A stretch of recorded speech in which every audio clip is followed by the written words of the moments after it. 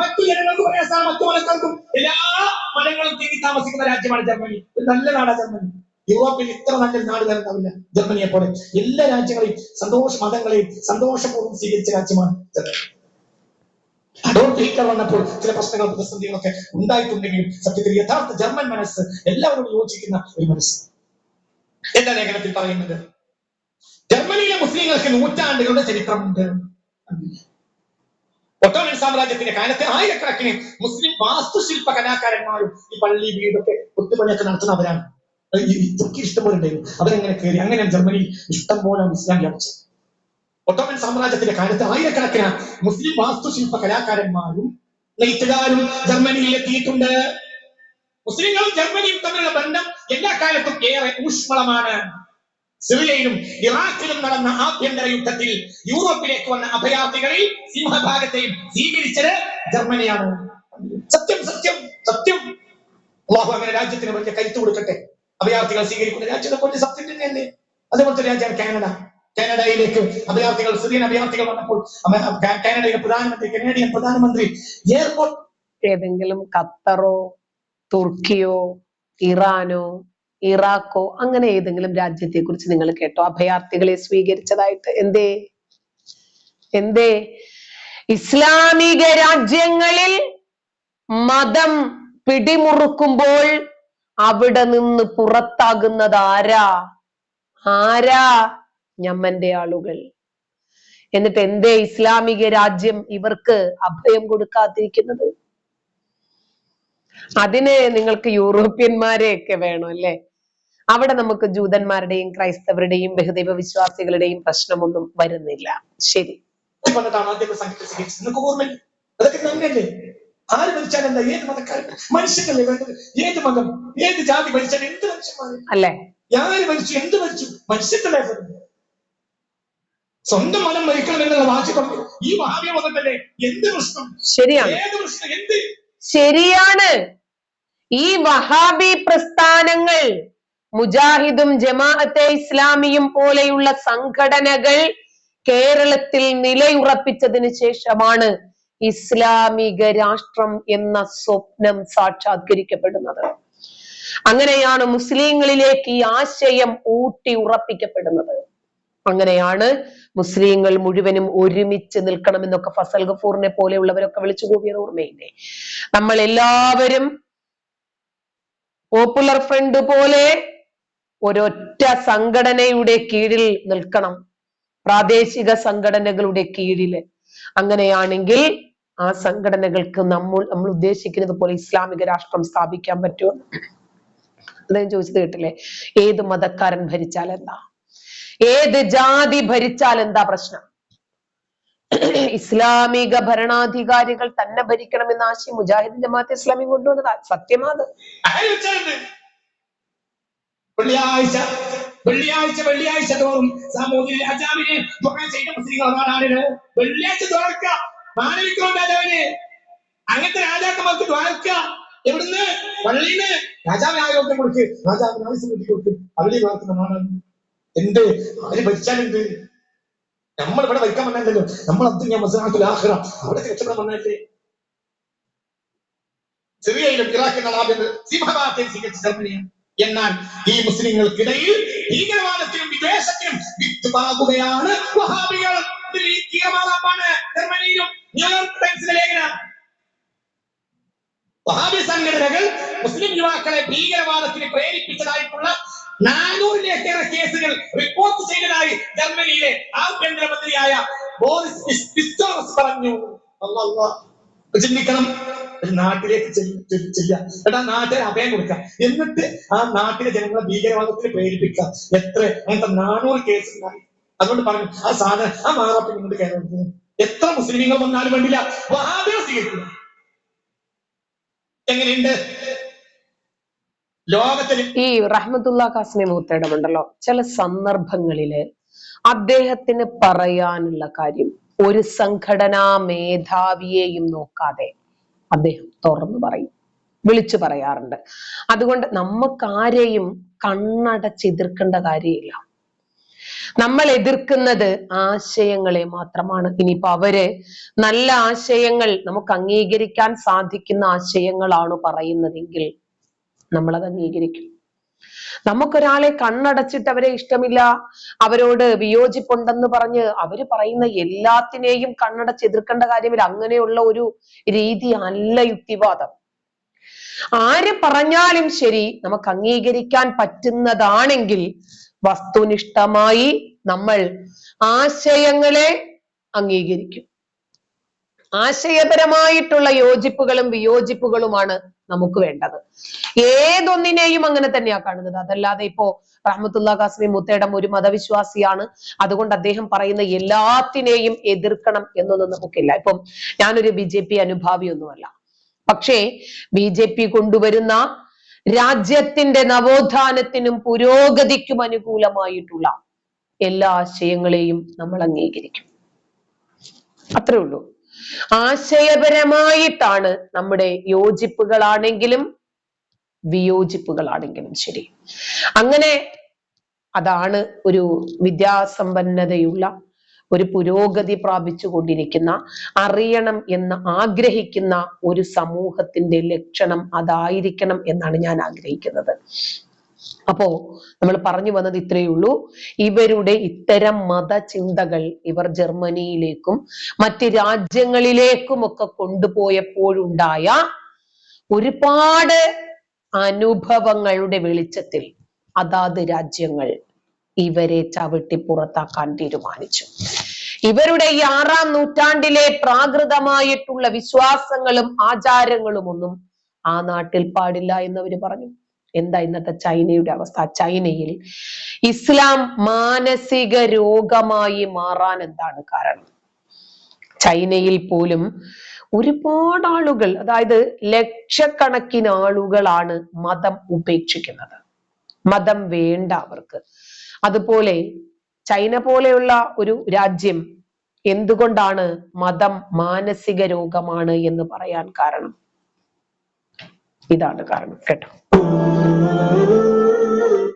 അതിവേഗം വളർന്നുകൊണ്ടിരിക്കുന്ന മതം ഏതാണെന്ന് ചോദിച്ചാൽ എല്ലാവരും സംശയാതീതമായി പറയും അത് വിശുദ്ധ ഇസ്ലാമാണെന്ന്. കാരണം ഇസ്ലാം എന്നാൽ സമാധാനമാണ്, മുസ്ലിം എന്നാൽ സമാധാനിയാണ്. അതുകൊണ്ടാണ് കൂട്ടം കൂട്ടമായി ജനങ്ങൾ ഇസ്ലാമിലേക്ക് കടന്നു വന്നുകൊണ്ടിരിക്കുന്നത്. ഇപ്പോഴിതാ ഒരു വാർത്ത കൂടി കേൾക്കുന്നു. ക്രിസ്തുമതം ഉപേക്ഷിച്ച് ജപ്പാനിലെ സ്ത്രീകൾ കൂട്ടം കൂട്ടമായി ഇസ്ലാമിലേക്ക് കടന്നു വരുന്ന കാഴ്ചയാണ് കാണുന്നത്. 60 സ്ത്രീകളുടെ ഇസ്ലാം സ്വീകരിക്കുന്ന ഒരു ചടങ്ങ് കാണാം. ലോകാവസാനത്തിന് മുമ്പ് ഇസ്ലാം കടന്നു ചെല്ലാത്ത ഒരൊറ്റ ഭവനവും ഭൂമിയിൽ ഉണ്ടായിരിക്കില്ല എന്ന ലോകനേതാവായ മുത്തനബി സല്ലല്ലാഹു അലൈഹി വസല്ലം തങ്ങളുടെ പ്രവചനം ഇന്ന് പുലർന്നുകൊണ്ടിരിക്കുകയാണ്. മാഷാ അല്ലാഹ്, അൽഹംദുലില്ലാഹ്. അവർ കലിമത്ത് ഷഹാദത്ത് ചൊല്ലുന്നതിന്റെ വീഡിയോ നിങ്ങൾക്ക് ഇവിടെ കാണാം.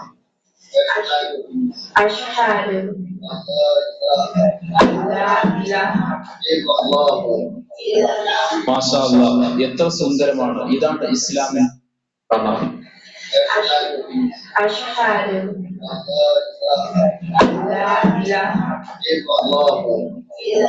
മാഷാ അല്ലാഹ്, എത്ര സുന്ദരമാണ്. ഇതാണ് ഇസ്ലാമിന്റെ നാൾക്ക് നാൾക്കുള്ള വളർച്ച. ലോകത്തുള്ള ഒരുപാട് ജനങ്ങൾ ഇസ്ലാമിലേക്ക് വരാനുണ്ടായ കാരണം വിശുദ്ധ ഖുർആനാണ്. വിശുദ്ധ ഖുർആൻ വള്ളിപുള്ളി തെറ്റാതെ ലോകാവസാനം വരെ നടക്കുന്നതും അതിനപ്പുറമുള്ള കാര്യങ്ങൾ വളരെ സ്പഷ്ടമായി പറഞ്ഞതുകൊണ്ട് എല്ലാവർക്കും ബോധ്യമായി സത്യമായ മതം വിശുദ്ധ ഇസ്ലാമാണെന്ന്. അതുകൊണ്ട് എല്ലാവരും ഇസ്ലാം മതം സ്വീകരിക്കും. അല്ലാഹു സുബ്ഹാനഹു വ തആല ഇനിയും ഇസ്ലാം ലോകത്തുള്ള മുഴുവൻ ആളുകളും സ്വീകരിച്ചാലും ശരി, ഇസ്ലാം ശരിയാണ് എന്നതിന് തെളിവുണ്ടോ?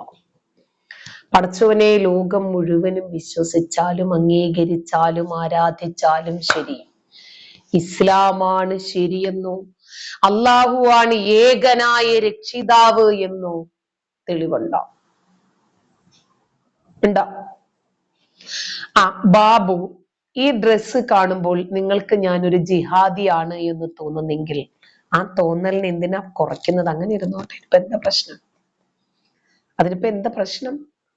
ഞാനിത് ഊരുമ്പോൾ സംഖ്യയാണ് എന്ന് നിങ്ങൾക്ക് തോന്നുന്നെങ്കിൽ തോന്നിക്കോ, അതിനിപ്പോ എന്താ പ്രശ്നം? നിങ്ങൾക്കിഷ്ടമുള്ള വേഷം ധരിക്കാൻ നിങ്ങൾ എന്നോട് പറയരുത്. നിങ്ങൾക്കിഷ്ടമുള്ളതുപോലെ, നിങ്ങൾ ചിന്തിക്കുന്നത് പോലെ, നിങ്ങൾ പ്രവർത്തിക്കുന്നത് പോലെ എന്നോട് നിങ്ങൾ പ്രവർത്തിക്കാൻ പറയരുത്. ഞാൻ നിങ്ങളുടെ അടിമയല്ല. എനിക്ക് എന്റേതായിട്ടുള്ള സ്വാതന്ത്ര്യമുണ്ട്. ഈ തട്ടം കാണുമ്പോൾ കാക്കാമാർക്ക് കുരു പൊട്ടുന്നത് നമുക്ക് മനസ്സിലാകും. ബാബുവിന് എന്തിനാ കുരു പൊട്ടുന്നത്? ബാബു, എന്നെ അറിയുന്നവർക്കറിയാം ഞാനൊരു ഇസ്ലാം മതവിശ്വാസിയാണോ, ഈ തട്ടത്തെയോ അപ്പിക്കുപ്പായത്തെയോ പ്രോത്സാഹിപ്പിക്കുന്ന വ്യക്തിയാണോ ഞാൻ എന്നെ അറിയുന്നവർക്കറിയാം. പിന്നെ എന്നെ ആരെ ബോധ്യപ്പെടുത്താനാ? എനിക്ക് എന്റെ ആവശ്യമില്ല. ചിലപ്പോൾ തട്ടമിട്ട് എന്റെ ചോയ്സ് ആണ്. വേണമെങ്കിൽ ഇടാം, വേണ്ടെങ്കിൽ ഊരാം, അത്രേ ഉള്ളൂ. അങ്ങനെ മാത്രം അതിനെ കണ്ടാൽ മതി. അപ്പോ ഏറ്റവും കൂടുതൽ ആളുകൾ ഇസ്ലാമിലേക്ക് വരുന്നു. എവിടെ നിന്നാണ്? ജപ്പാനിൽ നിന്നും, ചൈനയിൽ നിന്നും, ന്യൂയോർക്കിൽ നിന്നും, ജർമ്മനിയിൽ നിന്നും. ഇത്ര ഗതികേടാണ് ഇവിടെ ഇസ്ലാമിന്.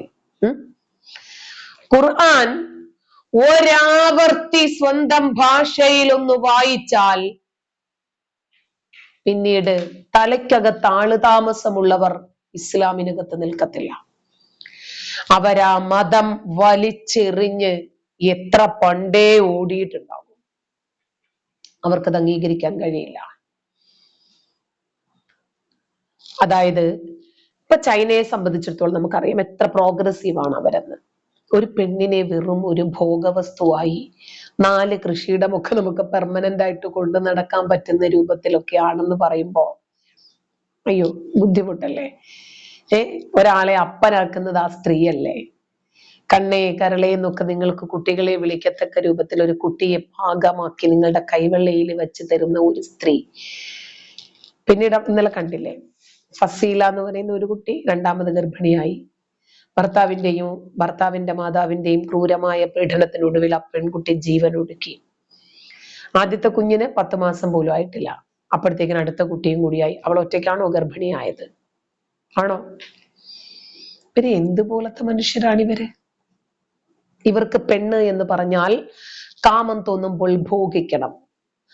ഇവർക്കൊരു കുട്ടി വേണമെന്ന് തോന്നുമ്പോൾ ബീജം നിക്ഷേപിക്കാൻ ഒരു കൃഷിയിടം, വിത്ത് നിറയ്ക്കാൻ ഒരു കൃഷിയിടം, വിശന്നു വന്നിരിക്കുമ്പോൾ അഭിരുചിക്കിണങ്ങിയ രൂപത്തിൽ വിഭവസമൃദ്ധമായ ഭക്ഷണം ഉണ്ടാക്കാനും വിളമ്പിത്തരാനും, തിന്നു കഴിഞ്ഞിട്ട് എഴുന്നേറ്റ് പോകുമ്പോൾ എച്ചിൽ പാത്രം കഴുകി വെക്കാനും, ഉടുത്ത തുണി അഴിച്ചിടുമ്പോൾ അത് കഴുകി വൃത്തിയാക്കി അലക്കി ഒതുക്കി വയ്ക്കാനും വിളമ്പാനും, വടിക്കാനും തുടയ്ക്കാനും, പെറാനും പോറ്റാനും, അവരെ പേടിച്ച് ഭയന്ന് ഓച്ചാനിച്ച് നിൽക്കാനുമുള്ള ശമ്പളം കൊടുക്കാത്ത വെറും ഒരു വേലക്കാരി, അതല്ലെങ്കിൽ ഒരു ഉപഭോഗ വസ്തുവായിട്ട് മാത്രം പെണ്ണിനെ കൊണ്ടു നടക്കാൻ ആഗ്രഹിക്കുന്ന ആളുകൾക്ക് ജർമ്മനിയും ചൈനയും ജപ്പാനും ഒക്കെ ഈ മതത്തിലേക്ക് പോകുവാണത്രേ.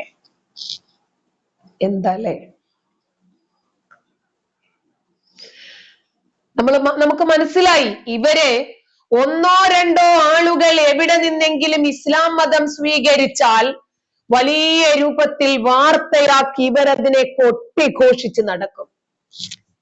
100 കണക്കിന് ആളുകൾ മതം വിട്ടാൽ എന്തേ നിങ്ങളത് വാർത്തയാക്കാത്തത് കാക്ക? ഈ ഖുർആൻ പഠിച്ചു മനസ്സിലാക്കി ഈ ഗ്രന്ഥം ഞങ്ങൾക്ക് വേണ്ട, ഈ മതം ഞങ്ങൾക്ക് വേണ്ട എന്ന് പറയുന്ന 1000കണക്കിന് ആളുകൾ ഉള്ളപ്പോൾ എന്താണ് കാക്ക അതൊന്നും വാർത്തയാക്കാത്തത്? ഒരു ബാബു വന്നിട്ട് തട്ടം ഊരാൻ, ഒരു ഇബ്രാഹിം വന്നിട്ട് തട്ടം എവിടെ നിന്നാണെന്നല്ല, നീയൊക്കെ നിന്റെ വീട്ടുകാരെ പോയിട്ട് നിന്റെയൊക്കെ ഈ പട്ടാളമുറ പഠിപ്പിച്ചാ മതി, എന്നെ പഠിപ്പിക്കണ്ട. ഇതേ ഇനം വേറെയാ കേട്ടോ. നിനക്ക് മുണ്ടുടുക്കാം, ഉടുക്കാതിരിക്കാം, അത് നിന്റെ സ്വാതന്ത്ര്യം. എനിക്ക് തട്ടമിടാം, ഊരാം, ഇതെന്റെ സ്വാതന്ത്ര്യം. ഓക്കെ.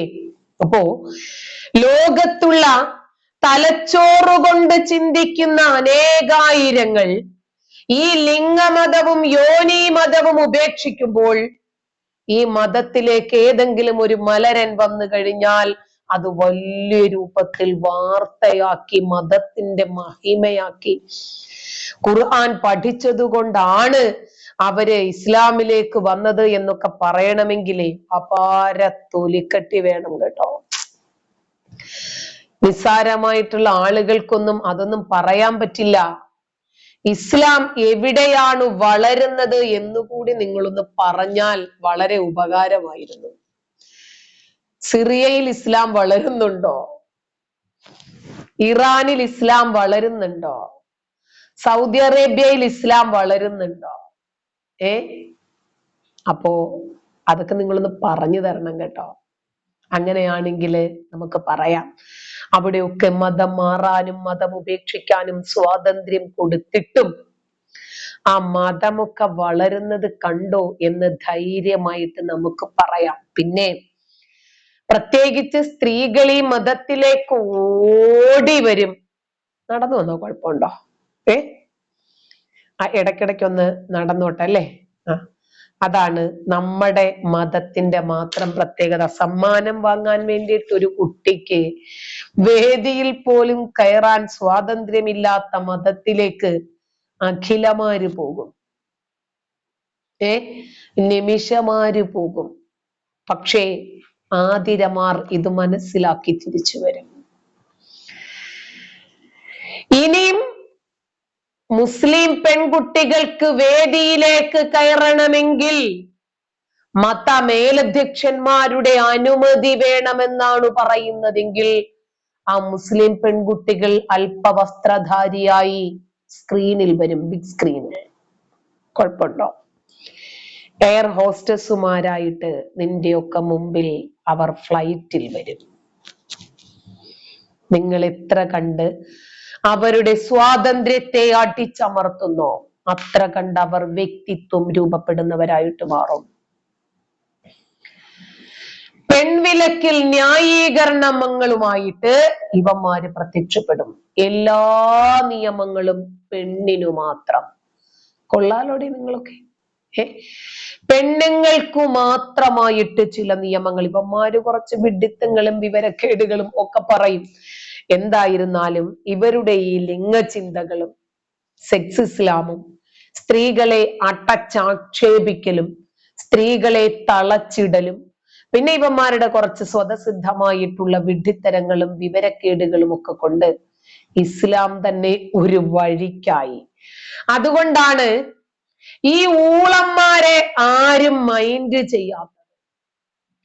ഇവന്മാര് തൊപ്പിയും തലപ്പാവും ഒക്കെ ഇട്ടിട്ട് വന്ന് ഇവന്മാര് ഊളത്തരങ്ങളും വിവരക്കേടുകളും പറയുമ്പോ വയ്ക്കടായിരുന്നു എന്ന് പറഞ്ഞിട്ട് മുസ്ലിം പെൺകുട്ടികൾ സിനിമയിൽ അഭിനയിക്കുന്ന രൂപത്തിലേക്ക് മാറി, പാട്ടുകൾ പാടുന്ന രൂപത്തിലേക്ക് മാറി. ഇവന്മാരെ ഓടിച്ചിട്ട് അടിക്കുന്ന രൂപത്തില് സോഷ്യൽ മീഡിയ മുഴുവനും മുസ്ലിം സ്ത്രീകളെ കൊണ്ട് നിറഞ്ഞു. ഒരു 3-4 യൂട്യൂബ് ചാനലെങ്കിലും ഇല്ലാത്ത ഒരു മൗലവിയുടെ വീടുകൾ പോലും ഉണ്ടാകത്തില്ല. അത്രമാത്രം ആളുകൾ പുരോഗമിച്ചിട്ടുണ്ട്.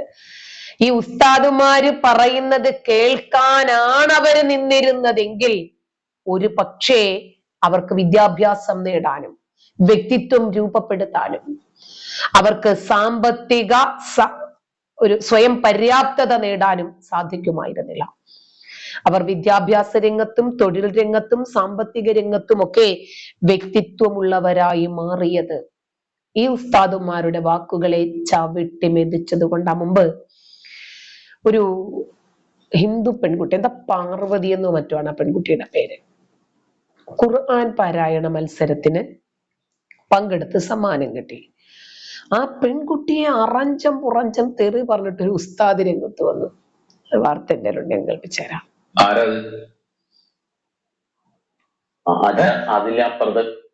അതല്ല കേട്ടോ, ഒരു പാർവതി എന്ന് പറയുന്ന പെൺകുട്ടി എന്റെ കയ്യിൽ ഉണ്ടായിരുന്നു. ആക്ച്വലി ഉണ്ടോ എന്ന് ഞാൻ നോക്കട്ടെ. കോഴിക്കോട് ജില്ലയിലെ വടകര വിദ്യാഭ്യാസ ജില്ലയിലെ തോടന്നൂർ സബ് ജില്ലാ കലോത്സവത്തിൽ നടന്ന ഖുർആൻ പാരായണ മത്സരത്തിൽ എ ഗ്രേഡോടെ 1ാം സ്ഥാനം നേടിയ പാർവതി എന്ന കൊച്ചുമിടുക്കിക്കെതിരെ മുസ്ലിം മത നേതാവിന്റെ വർഗീയ പ്രചാരണം. ഖുർആൻ ഓതിയ പാർവതിയും പാർവതിയെ പഠിപ്പിച്ച ടീച്ചറും ചെയ്തത് തെറ്റാണ് എന്ന് ആക്ഷേപിച്ച മതമൗലികവാദിയുടെ പ്രചാരണം.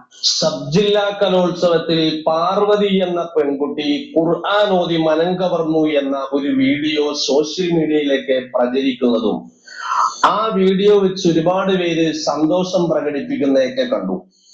മറ്റു മതത്തിൽപ്പെട്ട പാർവതി എന്ന പെൺകുട്ടിക്ക് കലോത്സവത്തിന് പാരായണം ചെയ്യുക എന്ന നിലയ്ക്ക് മാത്രം ഈ ഖുർആൻ പഠിപ്പിച്ചു കൊടുത്തത് ഹറാമാണ്. ഏത് മുസ്ലിം ടീച്ചർ ആണെങ്കിലും ആ ടീച്ചർ കലോത്സവത്തിന് പാരായണം ചെയ്യുക എന്ന നിലയ്ക്ക് മറ്റു മതസ്ഥരിൽപ്പെട്ട ഒരു പെൺകുട്ടിക്ക് ഖുർആൻ പഠിപ്പിച്ചു കൊടുത്തത് നിഷിദ്ധമാണ്, ഹറാമാണ്. ആ ഗ്രന്ഥത്തിനെ മറ്റു മതത്തിൽപ്പെട്ട പാർവതി എന്ന പെൺകുട്ടിക്ക് കൊടുത്തതും എല്ലാം ഹറാമാണ്, നിഷിദ്ധമാണെന്നാണ് ഇസ്ലാമിന്റെ കാഴ്ചപ്പാട്. ഖുർആൻ പാരായണം പണ്ട് മുതലേ സ്കൂൾ കലോത്സവത്തിൽ അല്ല, ഇവര് ഭയങ്കര മതേതര ഗ്രന്ഥമാണെന്നും യാ അയ്യുഹന്നാസ്, ജനങ്ങളെ എന്ന് വിളിച്ചുകൊണ്ടാണ് ഖുർആൻ തുടങ്ങുന്നത് എന്നൊക്കെയല്ലേ ഇവര് തള്ളി മറിക്കാറുള്ളത്. അപ്പൊ അതൊക്കെ പോയോ ഉസ്താദേ? നമുക്കറിയാം, ഒപ്പനപ്പാട്ടും പുരാതന കാലം മുതലേ ഉണ്ട്, മാപ്പിളപ്പാട്ട് പാരായണമുണ്ട്. എന്നാൽ ഇതൊന്നും മതപരമായ വേർതിരിവിലല്ല നമ്മൾ ഇതുവരെ കണ്ടിരുന്നതും മത്സരത്തിൽ കുട്ടികൾ പങ്കെടുത്തതും. ഒപ്പനയ്ക്കും മാപ്പിളപ്പാട്ടിനും ഖുർആൻ പാരായണത്തിനും എല്ലാം എല്ലാ മതക്കാരും മത്സരിക്കാറുണ്ട്. അതുപോലെ ഭഗവത്ഗീത, രാമായണ പാരായണ മത്സരത്തിൽ മുസ്ലിം കുട്ടികളും പലയിടത്തും മത്സരങ്ങളിൽ പങ്കെടുക്കാറും അതിൽ വിജയിക്കാറുമുണ്ട്. ഇതൊന്നും മതം വെച്ചല്ല. എന്നാൽ ഈ ഉസ്താദ് ഈ വീഡിയോയിൽ പറയുന്നത് ഖുർആൻ അന്യമതസ്ഥർക്ക് കൊടുക്കരുത് എന്നാണ്. അന്യമതസ്ഥർ ഖുർആൻ വായിക്കാൻ പാടില്ല, ഖുർആൻ മറ്റു മതക്കാരുടെ കയ്യിൽ എത്താൻ പാടില്ല. അങ്ങനെ വന്നാൽ അത് ഇസ്ലാമിക വിരുദ്ധമാണ്. അന്യമതക്കാരെ ഖുർആൻ പഠിപ്പിക്കുകയോ അതിന്റെ അർത്ഥങ്ങൾ പറഞ്ഞു കൊടുക്കുകയോ ചെയ്യരുത്, അതും ഇസ്ലാമിക വിരുദ്ധം എന്ന് പറയുന്നു. ഖുർആനും മറ്റും അന്യമതക്കാർക്ക് നൽകാവുന്ന സാഹചര്യം ഏത് എന്ന് ചോദിച്ചാൽ അവർ മതം മാറാൻ തയ്യാറാണ് എങ്കിൽ മാത്രം ഇസ്ലാമിലേക്ക് മതം മാറുന്നവരെയാണ് ഖുർആൻ പഠിപ്പിക്കേണ്ടത് എന്നും പറയുന്നു. പാർവതി എന്ന മനോഹരമായ ഹിന്ദു ദൈവത്തിന്റെ പേരിലുള്ള ആ പിഞ്ചോമനയ്ക്കെതിരെ മതവിദ്വേഷം ഇത്തരത്തിൽ നടത്തിയതിനെതിരെ നടപടി വേണമെന്നും ആവശ്യമുയരുകയാണ്. ചൈൽഡ് ലൈൻ വിദ്യാഭ്യാസ വകുപ്പ് എല്ലാം ഇക്കാര്യത്തിൽ നടപടിയെടുക്കണം. എന്നാൽ ഇത്തരത്തിൽ യേശു പിഴച്ചവനെന്നും ക്രിസ്മസ് പിഴച്ചുപെട്ടതിന്റെ ആഘോഷമെന്നും കേരളം ഇസ്ലാമിക രാജ്യമാക്കുമെന്നും ഒക്കെ പറഞ്ഞ ഒരൊറ്റ ഇസ്ലാം പണ്ഡിതനെതിരെ ഇതുവരെ കേസെടുത്തിട്ടില്ല. ലവ് ജിഹാദ് പാടില്ല എന്ന് പറഞ്ഞ പാലാ ബിഷപ്പിനെതിരെ കേസ് എടുക്കുകയും ചെയ്തു. അതിനാൽ തന്നെ നിയമ നടപടികൾ ഇസ്ലാമായാൽ ഇത്രയ്ക്കേ ഉള്ളൂ എന്ന് അറിയാവുന്നതിനാൽ കൂടിയാണ് ഇത്തരം പ്രചാരണം. മനസ്സിലായോ? ഞങ്ങൾ ഇത് വർഷങ്ങൾക്ക് മുമ്പേ മനസ്സിലാക്കിയതാ. എതിർഭാഗത്തു വരുന്നത് ഇസ്ലാമാണെങ്കിൽ എതിർഭാഗത്തു വരുന്നത് ഈ തീവ്രവാദ മത ആശയമോ മതപ്രചാരകരോ മതപുരോഹിതന്മാരോ ആണെങ്കിൽ ഇടതനോ വലതനോ മറ്റ് നവോത്ഥാന നായകന്മാരോ സംസാരിക്കില്ല, അവര് പ്രതികരിക്കില്ല. കാരണം അവർക്ക് വോട്ട് ബാങ്ക് രാഷ്ട്രീയം കളിക്കണമെങ്കിൽ, അവർക്ക് അവരെ കറകളഞ്ഞ ഒരു 916 മതേതരനാണ് എന്ന് ഇവരോടൊന്ന് കാണിച്ചു കൊടുക്കണമെങ്കിൽ ഇത്തരം മത തീവ്രതകളോട്, മതഭീകരവാദത്തിനോട് അവർക്ക് പ്രതികരിക്കാതിരുന്നേ മതിയാകൂ. പക്ഷേ നമുക്ക് പേടിയില്ലാത്തത് കൊണ്ട് കൃത്യമായ രൂപത്തിൽ നമ്മൾ അതിനെ എതിർക്കും. ഇപ്പോ ഒരു പാർവതി എന്ന് പറയുന്ന ചെറിയ പെൺകുട്ടി നിങ്ങൾ കണ്ടില്ലേ, 5-6 വയസ്സേ ഉണ്ടാകത്തുള്ള പെൺകുട്ടിക്ക്, ചെറിയ മോള. അപ്പൊ ആ കുട്ടി ഒന്ന് ഖുർആൻ പഠിച്ചപ്പോൾ സത്യം പറഞ്ഞാൽ ആ കൊച്ചു ഖുർആൻ തൊടാതിരിക്കുന്നതാണ് നല്ലത്. അത്രമാത്രം വൃത്തികെട്ട ഗ്രന്ഥമാണ് ഇത് കേട്ടോ. അതുകൊണ്ട് ആ കുഞ്ഞത് തൊട്ടുപോയതിൽ എന്റെ വിഷമം അതാണ്. എന്തിനാണ് മോളെ, നിനക്കൊരു ബാലരമ വായിച്ചൂടായിരുന്നോ? നിനക്കൊരു ബാലമംഗളം കയ്യിൽ എടുക്കാമായിരുന്നില്ലേ? അതിലെ ഒരു കഥ പറയാമായിരുന്നില്ലേ എന്നേ ഞാൻ ചോദിക്കത്തുള്ളൂ കേട്ടോ. ചിലപ്പോൾ എന്റെ ചിന്താഗതി കൊണ്ട് എനിക്ക് അങ്ങനെ തോന്നുന്നതായിരിക്കും. ഇത്രയും വഷളത്തരങ്ങളും വൃത്തികേടുകളും അന്യമത വിരുദ്ധതകളും കൊള്ളയും കൊലയും ബലാത്സംഗവും ഒക്കെ നിറഞ്ഞ ഒരു ഗ്രന്ഥം ആ പൈതല് കൈകൊണ്ട് തൊട്ടുപോയി എന്നതിൽ ഞാൻ ഖേദിക്കുന്നു, ഞാൻ അതിൽ അപലപിക്കുന്നു. ആ കുഞ്ഞ് ഈ ഗ്രന്ഥമൊന്ന് കയ്യിലെടുത്തു, അതൊന്ന് പാരായണം ചെയ്തു. എന്താ പ്രശ്നം? ആർക്കാ പ്രശ്നം? അല്ല, ഇവരിപ്പോ മനസ്സിലായോ? മുജാഹിദ് ബാലുശ്ശേരിയെ പോലെയുള്ള ആളുകൾ പൊതുവേദികളിൽ വന്നിട്ട് എന്താ പറയാറ്, ക്ഷേത്രങ്ങളിൽ വന്നിട്ട് എന്താ പറയാറ്, എന്താ പ്രസംഗിക്കാറ്? ബാന്ധവാ മാനവാ സർവേ സ്വദേശാ ഭുവനത്രയം, അങ്ങനെയല്ലേ പറയാറ്? എല്ലാ മനുഷ്യരും അള്ളാഹുവിന്റെ സൃഷ്ടികളാണ്. ഖുർആനാകട്ടെ മനുഷ്യരെ ജനങ്ങളെ എന്ന് വിളിച്ചുകൊണ്ടിറങ്ങിയ ഗ്രന്ഥമാണ്. മുഴുവൻ മനുഷ്യന്മാർക്കും മാർഗദർശനമായി അള്ളാഹു നൽകിയ ഗ്രന്ഥമാണ് ഇസ്ലാം. അള്ളാഹു നൽകിയ ഗ്രന്ഥമാണ് ഖുർആൻ. അതുകൊണ്ട് ഈ ഗ്രന്ഥം എല്ലാവരും പഠിക്കണം, എല്ലാവരും മനസ്സിലാക്കണമെന്നല്ലേ പറയാറ്. എന്നിട്ട് പാർവതി എന്ന് പറയുന്ന ഒരു പൈതല് ഖുർആൻ പാരായണ മത്സരത്തിൽ ഈ ഗ്രന്ഥം ഒന്ന് കയ്യിലെടുത്തത് കൊണ്ടോ അല്ലെങ്കിൽ അത് പഠിച്ചത് കൊണ്ടോ പാരായണം ചെയ്തത് കൊണ്ടോ ആയിരക്കണക്കിനു മലക്കുകളാൽ താങ്ങി നിർത്തപ്പെട്ട സിംഹാസനത്തിൽ നിന്ന് അള്ളാഹു എന്ത് ചെയ്തു? ഊർന്നുപോയോ? അതോ സിംഹാസനത്തിന്റെ കാലൊടിഞ്ഞു പോയോ? അതോ അള്ളാഹുവിന്റെ പവിത്രത നഷ്ടപ്പെട്ടു പോയോ? അപ്പോ ഇവനൊക്കെ ഇത്രയും വെകിളി കൊള്ളുന്നല്ലോ ഇവനാണ്, ഇവനെ പോലെയുള്ള ആളുകളാണ് ഭർത്താവ് മരിച്ചൊരു വല്ലുമ്മ മൂലയ്ക്ക് പോയിരുന്ന് ദിക്റും സ്വലാത്തും ചൊല്ലേണ്ടതിന് പകരം മണാലിയിൽ പോയി മഞ്ഞു വരുന്നോ എന്നൊക്കെ ചോദിച്ചിട്ട് വന്നതേ ഇവനെ പോലെയുള്ള ആളുകളാ. അതുകൊണ്ട് ഇവരെ ഒന്നും ആരും എതിർക്കില്ല. ഇനിയിപ്പോ കർമ്മ ന്യൂസ് പറഞ്ഞതുകൊണ്ട് ഈ കുഞ്ഞിന്റെ മനസ്സിനെ വേദനിപ്പിച്ച് ഒരു വിദ്വേഷ പരാമർശം നടത്തിയ ഉസ്താദിനെതിരെ ബാലാവകാശ കമ്മീഷൻ കേസെടുക്കും നിങ്ങൾക്ക് തോന്നുന്നുണ്ടോ? മിണ്ടിയിട്ടില്ല. എതിർഭാഗത്ത് മതമാണേ. അപ്പോ ആ മതം എവിടെയൊക്കെ വില്ലനായി വരുന്നോ അവിടെയൊക്കെ ഇവർ നിശബ്ദത പാലിക്കും. ഇത് തന്നെയാണ് വർഷങ്ങളായി നമ്മളും പറഞ്ഞുകൊണ്ടിരിക്കുന്ന വസ്തുതകൾ. ഇത് തന്നെയാണ്. ഇവരുടെ അന്യമത വിരോധവും ഇവരുടെ വിദ്വേഷങ്ങളും ഒരു കാലത്തും മാറാൻ പോകുന്നില്ല. ഒരു കാലത്തും. ഇവർക്ക് എന്താണോ പറയാൻ താല്പര്യമുള്ളത്, ഇവർക്ക് എന്താണോ പ്രചരിപ്പിക്കാൻ താല്പര്യമുള്ളത്, അത് ഇവരിവിടെ ചെയ്യും. അത് കൃത്യമായ രൂപത്തിൽ ഇവരിവിടെ പ്രാവർത്തികമാക്കും. അതിന് ഇവർക്ക് നല്ല രൂപത്തിൽ പിന്തുണയും കിട്ടും. ഇടതനും വലതനും ഇവരെ മാറി മാറി പിന്തുണയ്ക്കും, സംശയമില്ല. ഏതു വിഷയങ്ങൾ എടുത്താലും ശരി. വഖഫിന്റെ വിഷയം വന്നപ്പോ നിങ്ങൾ കണ്ടില്ലേ, ശബരിമല വിഷയം വന്നപ്പോ കണ്ടില്ലേ, വാവരിന്റെ വിഷയം വന്നപ്പോൾ കണ്ടില്ലേ, ക്ഷേത്രങ്ങള് മസ്ജിദുകളായി മാറി. പിന്നെ ആർക്കിയോളജിക്കൽ സർവേ വന്ന സമയത്ത് ഇവരുടെ രീതികളും ഇവരുടെ എതിർപ്പുകളും കണ്ടില്ലേ. ഞാനൊരു എക്സാമ്പിൾ മാത്രം ഒരെണ്ണം കാണിച്ചു തരാം. എന്തിനേറെ ശബരിമലയിൽ നിന്ന് 18-ാം പടി കയറി പോകുന്ന ചരിത്രമില്ലേ? അവിടെ ബാബർ സ്വാമിയെ പറ്റി നിങ്ങൾ കേട്ടിട്ടുണ്ടോ? അയ്യപ്പൻ എന്ന് പറയുന്നവർ ബാബർ സ്വാമിയുടെ അടുക്കലേക്ക് എന്തിന് വന്നതാണ്? കാട്ടിൽ നരിപ്പാലിന് വേണ്ടി പോയതാണ്. അപ്പോഴാണ് ബാബർ സ്വാമിയെ കാണുന്നത്. ബാബർ സ്വാമി കാര്യം അന്വേഷിച്ചു. നരിപ്പാല് വേണമെന്ന് ബോധ്യപ്പെടുത്തിയപ്പോ നരിയെ വിളിച്ചു. അയ്യപ്പനോട് നരിപ്പുറത്ത് കയറി നാട്ടിലേക്ക് പോകാൻ പറഞ്ഞു. അമ്മക്ക് വേണ്ടത് എന്താണ്? അച്ഛന് ശേഷം അനുജൻ രാജാവാകലാണ്. അതിനെ അയ്യപ്പൻ അമ്മയോട് പറയുന്നു, അമ്മ ഇനി ഞാൻ ഇവിടെ രാജഭരണത്തിനില്ല, ഞാൻ ഇവിടെ ഒരു ഭരണത്തിനുമില്ല, ഞാൻ കാട്ടിലേക്ക് പോവുകയാണ്. എനിക്ക് ബാബർ സ്വാമിയെ കാണണം, ബാബറിന്റെ കൂടെ കൂടണം. ആ ബാബർ അയ്യപ്പൻ ഒരു ദിക്റ് കൊടുത്തു. ഐഫൺ അല്ലാഹുക്കാ, ഇതൊരു ഫാരിസിയായ ഭാഷയാണ്. ഈ ഐഫൺ എന്ന ദിക്റാണ് അയ്യപ്പൻ എന്ന പേരിൽ പിന്നീട് അറിയപ്പെടാനുണ്ടായ കാരണം ഞാൻ പറഞ്ഞു വന്നത്. ആ നരിയെ വിളിച്ചു നരിപ്പുറത്ത് കയറി അമ്മയുടെ അടുക്കലേക്ക് പോകാൻ വേണ്ടി ബാബർ സ്വാമി ഈ അയ്യപ്പനെ പ്രേരിപ്പിച്ചുവെങ്കിൽ എന്നെ വിളിക്കുമ്പോൾ നരി ഓടി വന്നു.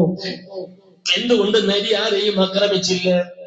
അതിന്റെയൊക്കെ പിന്നിലുള്ള രഹസ്യം എന്താണ്? ഒരു വലിയ ഞാൻ പറഞ്ഞു, അവർക്ക് പിന്നെ അവരില്ലല്ലോ, പിന്നെ റബ്ബ് മാത്രമാണല്ലോ. അപ്പൊ ലാ ഖൗഫുൻ അലൈഹിം, അവർക്ക് പേടിയില്ലല്ലോ, വലാ ഹും യഹ്സനൂൻ, അവർക്ക് ടെൻഷൻ ഇല്ലല്ലോ. എന്തുവാണ് ഇതിനൊക്കെ മറുപടി പറയുക? നരിപ്പാല് വേണമെന്ന് പറഞ്ഞപ്പോ അള്ളാഹുവിന്റെ അടുത്ത ആളായിരുന്നു അത്രേ വാവരസ്വാമി. എന്ത് ഈ പറയുന്നേ? ഇങ്ങനത്തെ കുറച്ച് വിഡ്ഢികൾ ഉള്ളത് കൊണ്ട് ഈ മതം എന്താണ് എന്ന് ആളുകൾക്ക് പെട്ടെന്ന് മനസ്സിലാകും. ഇന്ന് ജനങ്ങൾക്ക് മനസ്സിലായി ഇവരെന്താണ് പറയാൻ ആഗ്രഹിക്കുന്നത് എന്ന്. ഇവരുടെ പൊട്ടത്തരങ്ങൾക്ക് ലിമിറ്റുകളില്ല എന്നവർക്ക് മനസ്സിലായി. നമസ്കാരം. 2014 ഐസിസ് പ്രഖ്യാപിച്ചു മോസ്കോ